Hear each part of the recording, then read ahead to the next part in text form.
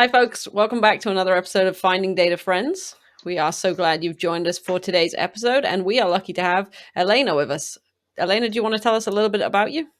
Yeah, of course. Hi everyone. Hi Jess. Hi Ben. Thanks for having me here. Of course. Um, yeah. I'm super excited. So yeah, let's see how it goes. Yeah, something about myself. I don't know where to start. I come from Macedonia. I lived in Italy for a while, where I did my master's degree in telecommunications engineering. So that's my background. And 2 years ago, I moved to Vienna. So I've been living there ever since. And yeah, I've been working as a data consultant for the past 2 years, and I actually just started my new job, so I'm super excited for that as well. I saw that. Congrats. Yeah, thank you. Didn't you also Awesome. speak at New Stars of Data just recently? I did. I knew you would have mentioned. I was wondering why your face looked familiar, but that's where it might become. Just met one time before. It's fine. There is that. Hang on. Let me It's been a connect the while, dots yeah. here. If you just started speaking at New Stars of Data, that means, Jess, oh my God, that means Elena qualifies to submit for the past Data Community Summit call for speakers for new speakers, right? I think that's right. I think that's right. And I she likes knew to it. travel because she's been all over the place, so this is perfect. I think this is a match made in data heaven. Now I'm stuck, right? Yeah, it's been It is recorded. on the So recording. It is on YouTube. Our 6.5 billion viewers will have seen it within the next, I'm going to say, 18 minutes, starting from today. So even before this episode even published, but no pressure, no pressure. it'll be fine. It'll be fine. Yeah, I knew You, it. You would have mentioned, so Yeah, but just you, casually, just between the three of us. yeah. yeah. Just between the three of You, us, actually, I wanted to submit something just before I came here, so but I didn't. So yeah. so you're Perfect. saying this podcast held you back from submitting? Yeah. So you should probably just finish and I can go and submit my session. Okay. Usually we would ask you like 3 questions, but I think we're done here. It was great having you on And the show. Thank you all very Mic much. drop. Shortest episode ever. See you. Anyways, maybe we we give Elena like 15 extra minutes before her submission and kind of. I feel like we're at that point again where we're kind of digressing from what we actually do here. But I yeah, thought let's get back on track. it might be a good opportunity. And for those that forgot, all the new speakers, all of those that have never been on the big stage, we have an extra call for speakers. If you go to the New Stars of Data website, there is a menu item called Pass Summit. If you go there, it explains all the things to you. It will lead you to the call for speakers. And I would very much be looking forward to many, many submissions. We already got a few. So far, they're all coming from a very similar peer group. That's all I'm saying. And I would be looking forward to a couple of more submissions from more diverse peer groups. Awesome. Let's leave it at that. You'll probably find mine there as well. Let's see. Yes. Good And news. now that's on the recording as well. Jess, do you have any questions for Elena while we have her here? Let's get back on track. Focus on what we're doing here today. So, Elena, We're you all said you work as a. professionals. We are all professionals. Tell us your favorite data thing. Tell us what you like most in the data world. Yeah, so that would be Power BI, obviously. So yeah, I just love the tool. I love the possibilities it offers. And yeah, I recently got passionate about UX design, so I'm trying to explore this mixture between Power BI and UX design. So that was also my session, New Stars of Data. So if everyone is Yeah. listening and haven't seen the session so far, feel free to check it out. Yeah, I would highly recommend it. Power BI is not something I do, and like making things look good is also not something I do. And your session was excellent. I really enjoyed it, so would highly recommend. I would have I'm to happy agree to on hear that. that. Also, remember, Jess, in that last episode that is actually going to be published in like 3 weeks, where I say nobody ever says Power BI when we ask them what their favorite feature is? Yeah. Now Really? things are totally getting out of hand. No more Power BIs. If someone says Power BI again, we got like, nope, choose something Yeah, else. and also no more out of sync recordings. Yeah, agreed. Just that was not. We're perfectly making it proper. more complicated on ourselves here. Yeah, but at this point, I guess that ship has sailed. So, Elena, is the new job more Power BI, more UX design stuff? A mixture, yeah. So it's mostly Power BI, but I'm also exploring other possibilities and trying to incorporate UX design principles. But yeah, let's see. I just started, so it's very fresh. Let's see how it goes. Ask me again in 6 months. Perfect. For the reunion show, we can ask you. Oh, yeah. Exactly. Count me in. Perfect. I mean, that will be a year from now. And I'm still figuring out how to get 52 people on one Zencaster recording. Right. It'll be fine. What could go wrong? I guess. When did you exactly. start? 3 months ago? Around? Pretty much. Yeah. The first episode was just before Bits, so early right. March, late February. I Yeah. would have to check, but somewhere around there, we definitely came out shortly before Bits Mm-hmm. and had an episode every week since then, except for the Bits week. Because we were like, well, we can publish at Easter. That's fine, but no one's going to watch during the week of Bits. So we will probably also skip the week where Ignite and Pass Summit and Live 360 are all happening at the same time, because Smart. no matter which conference people are attending, they will probably be at some conference. Yeah. I assume. For sure. Busy Yeah, true. week. So if you're not designing user interfaces or pretty reports and all that, and it's also nothing I do in my day job, and it's still something that has always fascinated, not just around Power BI. I once did a one-day workshop with Cole Nussbaumer, who wrote that book and course, Storytelling with Data. And she also I talks a love lot it. about the Gestalt principles and all that.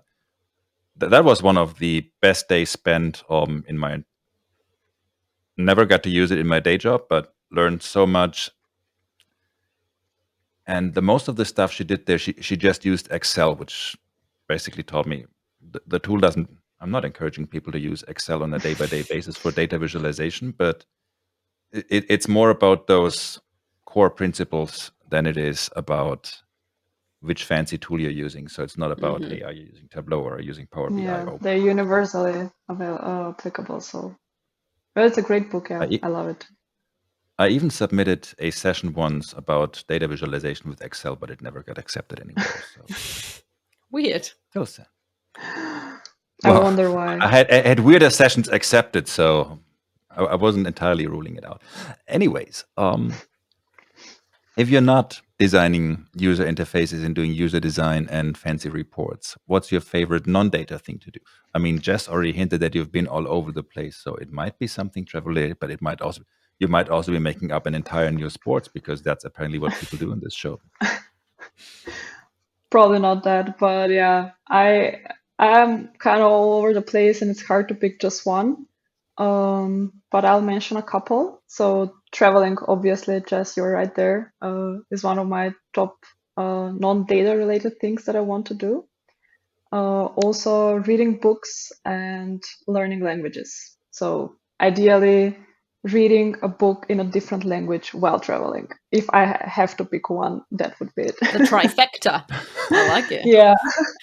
How many languages can you read books in? 5. Wow. I can 5. barely read books in one language.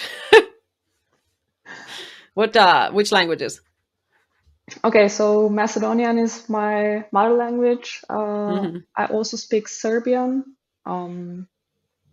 Yeah, I mean, I always say Macedonian, Serbian, like Spanish and Italian, but yeah, Okay. I kind of grew up with it. Also, English, obviously. Italian. I used to live in Italy for a while, so I speak Italian, and now I live in Vienna, so I work in German. So you can say I'm fluent in 5. But I've also learned a bit of Spanish, Russian, and my latest one is Japanese, but don't ask me anything in that one. Yeah, that's cool. That's super impressive. And especially, I mean, Japanese and Russian, they are so distant from the other, because if someone's like, yeah, I speak French and Italian and Spanish, it's still 3 different languages, but they have all the same roots. So once you got the grip of one, it's way easier to I could not think of that much commonalities between Japanese and well, basically any other language. Plus Yeah.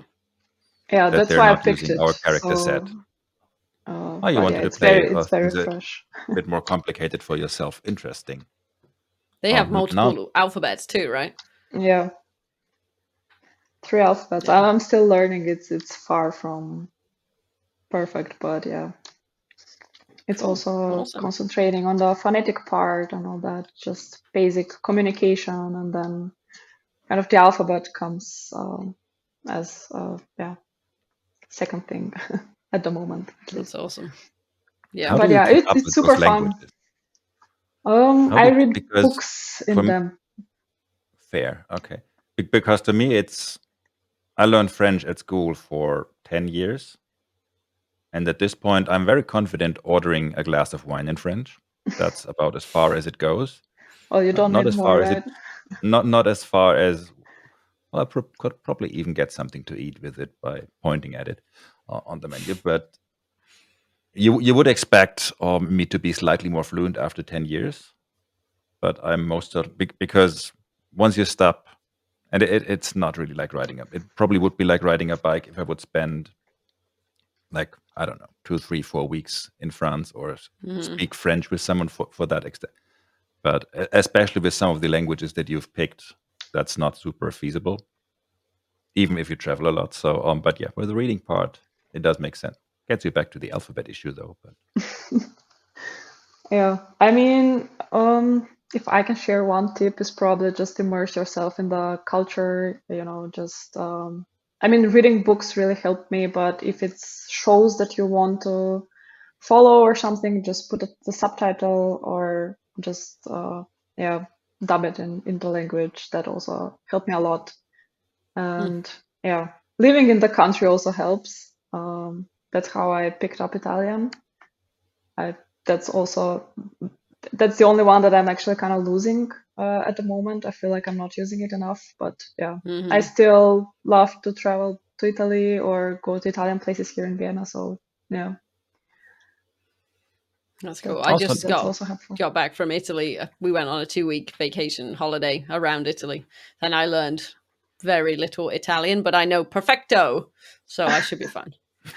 Oh, that's so nice. Where did you go? We actually started in Milan, and then we kind of wiggled our way down and then flew out of Naples. So we did like Milan, Florence, a little bit of Tuscany, Rome, and then a bit of the Amalfi Coast. So yeah, we were all over. Oh, It was amazing. fun. That's my All the first best time in the places. country. Yeah, it was awesome. The people were so friendly. The food was amazing. We ate gelato every day. Like it was a good time. Yeah, exactly. I mean, not to double brag, but I would also be fluent enough in Italian to order a glass of wine. So, I mean, I also Perfect. basically speak Italian. Yeah, And yeah. just today, I finished my virtual running challenge along the Amalfi Coast. So I'm getting a medal for that as well. So again, no Perfect. bragging. But Is it as hilly as the Amalfi Coast is? depends. It felt very hilly. Yeah. No, it's from that. Have you heard of that Conqueror Challenge thingy where you can basically, it's a website and they have all kinds of different challenges. Basically, all that happens is say, okay, I want to run the Berlin Wall, I want to run the Amalfi Coast, I want to run around Easter Island, whatever. And it basically gives you the distance and then you connect it to your Garmin or whatever account it will post Oh, towards that nice. challenge. And You're once you got making it interesting. and they make very, very nice medals. On one of the upcoming shows, I can show you the Amalfi Coast medal, which will probably Amazing. be a previous show then. But anyways, Time travel. It's weird. and exactly that's what we do here. No, it's something that kept helping me motivated when I was running by myself, and I kept actually a bunch of challenges right at the edge. So this week I made 2 medals, and I'm going to make another one next week by just crossing off challenges because I'm slowly getting back to it. It's still very Nice. Awesome. not funny. So Nice. I'm treating myself to some medals here. I've earned them. For sure. Do you Yeah. get good shirts too? Like a nice running shirt? You could get shirts with it, but I'd never order Not them worth it. because No. I get running shirts usually when I do like an actual challenge, like an actual race, which I haven't done in, I want to say 3 or 4 years. Well, must be 4 years because there was nothing in 2020 for whichever reason. The before times. And when I was doing some fundraise back then, like one of my first ever races was in Phoenix. By the do you know Girls on the Run? Yeah, I have heard of that. Yeah. It's an association mainly in the US, and they Mhm. organize 1Ks and 5Ks mainly to get girls into running, but everybody can participate, and they have the nicest shirts and the nicest. And if you win your age group, which is perfect because there's not many men in my age group running the Girls on the Run. So every single time I ran that race, I won a medal. Amazing. There were like 3 Awesome. participants in that age group, but still I was in the top 3, and that's all that Nobody matters. needs to know that. Yeah. It will be our secret for it. And yeah, they were pretty. That would be one of the occasions where I get an extra running shirt, but otherwise, it's Cool. Just a medal. I'm more in it for the fun. Yeah. Well, or not even. Well, usually not even the medal. Well, all that running is going to get us hungry. And Indeed. Elena, I don't know if you've seen, but we accidentally abducted a few guests in a van. And so we added a question of if we're in your part of the world or if we're somewhere maybe traveling, what is your favorite food that we should be eating? I actually would have loved to be part of the traveling van. I actually saw that episode. Perfect. But since I lived in Italy and kind of Italian food is still my favorite, I would say spaghetti bolognese. Hmm. And also make Solid a very good choice. spaghetti bolognese. So Amazing. Even better. That Stockholm syndrome thingy is getting more and more real because all the people that we are adopting and kidnapping, all of a sudden offer to cook for us. So it's not just us getting food, but it's a win-win. I mean, and this is another person who's voluntarily got in the van. So there's also, we're very nice kidnappers. I think We we're are. amongst the most friendly kidnappers the world has ever seen. So I guess it all makes sense. Yeah, that's Agreed. my impression as well. Welcome to the van. I might also have to say What's the welcome next to the stop? RV again. The next stop will be actually in the UK. Nice. Count me in. Cool. Where we're going to be abducting Carol, and then we're going to be taking Carol all the way to the US. Road trip. How do we Hell get the RV to the US? Or we haven't worked out those logistics yet. I mean, if we go all the way over the North Pole and then through Canada, Alaska, and I'm not sure if there's a theoretical way over the ice. I'll figure it out by next week. Okay, you work on that. I will also watch 1 or 2 episodes of Ice Road Truckers on Discovery Channel just in case, and then we're going to be prepared. Yeah. Nice. That's perfect. Awesome. Unfortunately, that does bring us to the end of today's episode again. It was a real pleasure getting to know you a bit better, Elena. I'm very much looking forward to your submissions and maybe seeing and you your in spaghetti Seattle bolognese later this year. And yes, that's the thing. You will have to do 1 vegetarian bolognese and 1 regular bolognese. But I guess that's not a I problem. actually mostly make vegan bolognese, so there you go.